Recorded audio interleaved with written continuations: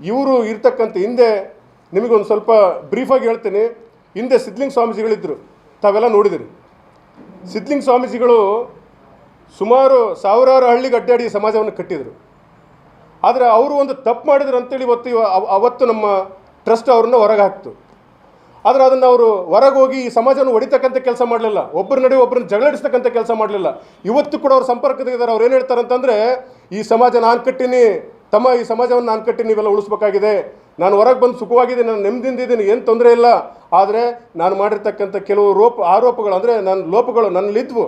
ಹಾಗಾಗಿ ಒಂದು ಗಟ್ಟಿ ಸಮಾಜ, ಪಂಚಮಸಾಲಿ ಸಮಾಜ, ನನ್ನ ಉಚ್ಚಾಟನೆ ಎಲ್ರಿಗೂ ಕೂಡ ಇದಾಗಬೇಕಾಗಿತ್ತು, ಅದಾಗಲಿಲ್ಲ. ಇವನು ಭಾಳ ದುಷ್ಟ ಇದ್ದಾನೆ, ಮೊದಲು ಹೊರಗೆ ಹಾಕ್ರಿ, ಯಾವುದೇ ಕಾರಣಕ್ಕೆ ಇಟ್ಕೊಳಕ್ಕೆ ಹೋಗ್ಬೇಡ್ರಿ. ವಿಶೇಷರ್ಪ ನಾನು ಕಟ್ಟಿರ್ತಕ್ಕಂಥ ಹುತ್ತಿಗೆ ಬಂದು ಒಕ್ಕೊಂಡಿರ್ತಕ್ಕಂಥ ಹಾವು ಇದು ಅಂತೇಳಿ ಮಾನ್ಯ ಸಿದ್ಧಲಿಂಗ ಸ್ವಾಮೀಜಿಗಳು ಹೇಳಿದ್ದಾರೆ. ಆದರೆ ಇವರು ಹೇಳ್ತಾರೆ, ಸಿದ್ಧಲಿಂಗ ಸ್ವಾಮೀಜಿಗಳನ್ನು ನಾನು ಸಂಪರ್ಕ ಮಾಡಿದ್ದೀನಿ, ಜಯಮೃತ್ಯು ಸ್ವಾಮಿಗಳನ್ನು ಸಂಪರ್ಕ ಮಾಡಿದ್ದೀನಿ, ಇನ್ನು ಎಲ್ಲ ಸ್ವಾಮಿಗಳನ್ನು ಕಟ್ಕೊಂಡು ಒಂದು ದೊಡ್ಡ ಸಂಘಟನೆ ಮಾಡ್ತೀನಿ ಅಂತೇಳಿ ಇವರು ಘಂಟಾಘೋಷವಾಗಿ ಎಲ್ಲಿ ಬೇಕಲ್ಲಿ ಎಲ್ಬಿಲ್ ನಾಲಿಗೆ ಥರ ಹೆಂಗೆ ಬೇಕಂಗೆ ಹೇಳ್ತಾರಲ್ಲ ಇವರು. ಹಿಂದೆ 50 ಜನದ್ದು ಸ್ವಾಮೀಜಿಗಳದ್ದು ಒಂದು ಸಂಘಟನೆ ಮಾಡಿದ್ರಲ್ಲ ಸ್ವಾಮೀಜಿಗಳೇ, ಏನು ಮಾಡಿದ್ರಿ ನೀವು? ಸ್ವಾಮೀಜಿಗಳನ್ನು ಸಂಘಟನೆ ಮಾಡಿ, ಪಂಚಮಸಾಲಿಗಳ ಸ್ವಾಮೀಜಿಗಳನ್ನು ಸಂಘಟನೆ ಮಾಡಿ ಹೋಗಿ ನಾನು ಒಂದು ದೊಡ್ಡ ಮಟ್ಟದಲ್ಲಿ ಒಂದು ಸ್ವಾಮೀಜಿಗಳ ಸಂಘ ಕಟ್ತೀನಿ ಅಂತ ಓದುವಂಥವ್ರು, ನೀವು ಹೋಗಿ ಆ ಒಂದು ಸ್ವಾಮಿಗಳ ಸಂಘವನ್ನು ಹೊಡೆದ್ರಿ.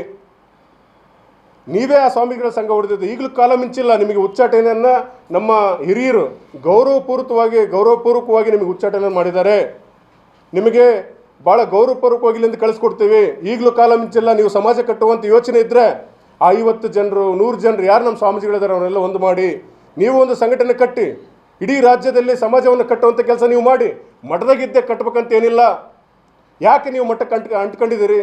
ನೀವು ಇಂಟರ್ನ್ಯಾಷನಲ್ ಸ್ವಾಮಿಗಳು, ಭಾಳ ವೇದ ಪಂಡಿತರು, ಸಾಕಷ್ಟು ಜ್ಞಾನವಂತರು. ಆದರೆ ನಿಮಗೆ ಯಾಕೆ ಈ ಮಠವನ್ನು ಅಂಟ್ಕೊಂಡಿರ್ತಕ್ಕಂಥದ್ದು? ಉದ್ದೇಶ ಏನು ಅಂತಂದರೆ, ಈ ಪಂಚಮಸಾಲಿ ಪೀಠದ ಒಂದು ಹೆಸರು, ಟ್ರೇಡ್ ಮಾರ್ಕ್ ಏನಿದೆ, ಇದನ್ನು ಕಳಿಸಿದರೆ ನಿಮಗೆ ಇಡೀ ಬಣ್ಣವನ್ನು ಬಯಲಾಗ್ತಕ್ಕಂಥದ್ದು. ಹುಲಿ ಬಂತು ಹುಲಿ ಕತೆ ಕೇಳಿದಿರಿ. ಯಾವತ್ತು ಹುಲಿ ನರಿವೇಷದಲ್ಲಿರ್ತಕ್ಕಂಥ ಹುಲಿ ಯಾವತ್ತು ಹುಲಿ ಆಗ್ಲಿಕ್ಕೆ ಸಾಧ್ಯ ಇಲ್ಲ. ಅದಕ್ಕೆ ಸರ್ಟನ್ ಟೈಮ್ ಇರುತ್ತೆ. ಹುಲಿ ಎಷ್ಟೇ ನಾನು ಆ್ಯಕ್ಟಿಂಗ್ ಮಾಡಿದ್ರು ಕೂಡ ಅದ್ರದ್ದು ಕಳಿಸ್ಬಿಡ್ತೈತಿ. ಇವರು ಇರ್ತಕ್ಕಂಥ ಹಿಂದೆ ನಿಮಗೊಂದು ಸ್ವಲ್ಪ ಬ್ರೀಫಾಗಿ ಹೇಳ್ತೀನಿ. ಹಿಂದೆ ಸಿದ್ಧಲಿಂಗ ಸ್ವಾಮೀಜಿಗಳಿದ್ದರು, ತಾವೆಲ್ಲ ನೋಡಿದಿರಿ. ಸಿದ್ಧಲಿಂಗ ಸ್ವಾಮೀಜಿಗಳು ಸುಮಾರು ಸಾವಿರಾರು ಹಳ್ಳಿಗೆ ಅಡ್ಡಾಡಿ ಸಮಾಜವನ್ನು ಕಟ್ಟಿದರು. ಆದರೆ ಅವರು ಒಂದು ತಪ್ಪು ಮಾಡಿದ್ರು ಅಂತೇಳಿ ಅವತ್ತು ನಮ್ಮ ಟ್ರಸ್ಟ್ ಅವ್ರನ್ನ ಹೊರಗೆ ಹಾಕ್ತು.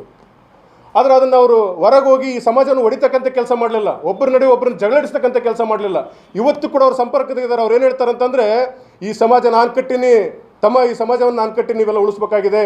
ನಾನು ಹೊರಗೆ ಬಂದು ಸುಖವಾಗಿದ್ದೀನಿ, ನಾನು ನೆಮ್ಮದಿಯಿಂದಿದ್ದೀನಿ, ಏನು ತೊಂದರೆ ಇಲ್ಲ. ಆದರೆ ನಾನು ಮಾಡಿರ್ತಕ್ಕಂಥ ಕೆಲವು ಆರೋಪಗಳು ಅಂದರೆ ನನ್ನ ಲೋಪಗಳು ನನ್ನಲ್ಲಿದ್ವು. ಹಾಗಾಗಿ ಒಂದು ಗಟ್ಟಿ ಸಮಾಜ, ಪಂಚಮಸಾಲಿ ಸಮಾಜ, ನನ್ನ ಉಚ್ಚಾಟನೆ ಎಲ್ರಿಗೂ ಕೂಡ ಇದಾಗಬೇಕಾಗಿತ್ತು, ಅದಾಗಲಿಲ್ಲ. ಇವನು ಭಾಳ ದುಷ್ಟ ಇದ್ದಾನೆ, ಮೊದಲು ಹೊರಗೆ ಹಾಕ್ರಿ, ಯಾವುದೇ ಕಾರಣಕ್ಕೆ ಇಟ್ಕೊಳಕ್ಕೆ ಹೋಗ್ಬೇಡ್ರಿ. ವಿಶೇಷರ್ಪ ನಾನು ಕಟ್ಟಿರ್ತಕ್ಕಂಥ ಹುತ್ತಿಗೆ ಬಂದು ಒಕ್ಕೊಂಡಿರ್ತಕ್ಕಂಥ ಹಾವು ಇದು ಅಂತೇಳಿ ಮಾನ್ಯ ಸಿದ್ಧಲಿಂಗ ಸ್ವಾಮೀಜಿಗಳು ಹೇಳಿದ್ದಾರೆ. ಆದರೆ ಇವರು ಹೇಳ್ತಾರೆ, ಸಿದ್ಧಲಿಂಗ ಸ್ವಾಮೀಜಿಗಳನ್ನು ನಾನು ಸಂಪರ್ಕ ಮಾಡಿದ್ದೀನಿ, ಜಯಮೃತ್ಯು ಸ್ವಾಮಿಗಳನ್ನು ಸಂಪರ್ಕ ಮಾಡಿದ್ದೀನಿ, ಇನ್ನು ಎಲ್ಲ ಸ್ವಾಮಿಗಳನ್ನು ಕಟ್ಕೊಂಡು ಒಂದು ದೊಡ್ಡ ಸಂಘಟನೆ ಮಾಡ್ತೀನಿ ಅಂತೇಳಿ ಇವರು ಘಂಟಾಘೋಷವಾಗಿ ಎಲ್ಲಿ ಬೇಕಲ್ಲಿ ಎಲ್ಬಿಲ್ ನಾಲಿಗೆ ಥರ ಹೆಂಗೆ ಬೇಕಂಗೆ ಹೇಳ್ತಾರಲ್ಲ ಇವರು. ಹಿಂದೆ 50 ಜನದ್ದು ಸ್ವಾಮೀಜಿಗಳದ್ದು ಒಂದು ಸಂಘಟನೆ ಮಾಡಿದ್ರಲ್ಲ ಸ್ವಾಮೀಜಿಗಳೇ, ಏನು ಮಾಡಿದ್ರಿ ನೀವು? ಸ್ವಾಮೀಜಿಗಳನ್ನು ಸಂಘಟನೆ ಮಾಡಿ, ಪಂಚಮಸಾಲಿಗಳ ಸ್ವಾಮೀಜಿಗಳನ್ನು ಸಂಘಟನೆ ಮಾಡಿ ಹೋಗಿ ನಾನು ಒಂದು ದೊಡ್ಡ ಮಟ್ಟದಲ್ಲಿ ಒಂದು ಸ್ವಾಮೀಜಿಗಳ ಸಂಘ ಕಟ್ತೀನಿ ಅಂತ ಓದುವಂಥವ್ರು, ನೀವು ಹೋಗಿ ಆ ಒಂದು ಸ್ವಾಮಿಗಳ ಸಂಘವನ್ನು ಹೊಡೆದ್ರಿ. ನೀವೇ ಆ ಸ್ವಾಮಿಗಳ ಸಂಘ ಹೊಡೆದಿದ್ದು. ಈಗಲೂ ಕಾಲ ಮಿಂಚಿಲ್ಲ. ನಿಮಗೆ ಉಚ್ಚಾಟನೆಯನ್ನು ನಮ್ಮ ಹಿರಿಯರು ಗೌರವಪೂರ್ವಕವಾಗಿ ನಿಮಗೆ ಉಚ್ಚಾಟನೆ ಮಾಡಿದ್ದಾರೆ. ನಿಮಗೆ ಭಾಳ ಗೌರವಪೂರ್ವಕವಾಗಿ ಇಲ್ಲಿಂದ ಕಳಿಸ್ಕೊಡ್ತೀವಿ. ಈಗಲೂ ಕಾಲ ಮಿಂಚಿಲ್ಲ. ನೀವು ಸಮಾಜ ಕಟ್ಟುವಂಥ ಯೋಚನೆ ಇದ್ದರೆ ಆ 50 ಜನರು 100 ಜನರು ಯಾರು ನಮ್ಮ ಸ್ವಾಮೀಜಿಗಳಿದ್ದಾರೆ ಅವರೆಲ್ಲ ಒಂದು ಮಾಡಿ ನೀವು ಒಂದು ಸಂಘಟನೆ ಕಟ್ಟಿ ಇಡೀ ರಾಜ್ಯದಲ್ಲಿ ಸಮಾಜವನ್ನು ಕಟ್ಟುವಂಥ ಕೆಲಸ ನೀವು ಮಾಡಿ. ಮಠದಾಗಿದ್ದೇ ಕಟ್ಟಬೇಕಂತ ಏನಿಲ್ಲ. ಯಾಕೆ ನೀವು ಮಠಕ್ಕೆ ಅಂಟ್ಕೊಂಡಿದ್ದೀರಿ? ನೀವು ಇಂಟರ್ನ್ಯಾಷನಲ್ ಸ್ವಾಮಿಗಳು, ಭಾಳ ವೇದ ಪಂಡಿತರು, ಸಾಕಷ್ಟು ಜ್ಞಾನವಂತರು. ಆದರೆ ನಿಮಗೆ ಯಾಕೆ ಈ ಮಠವನ್ನು ಅಂಟ್ಕೊಂಡಿರ್ತಕ್ಕಂಥ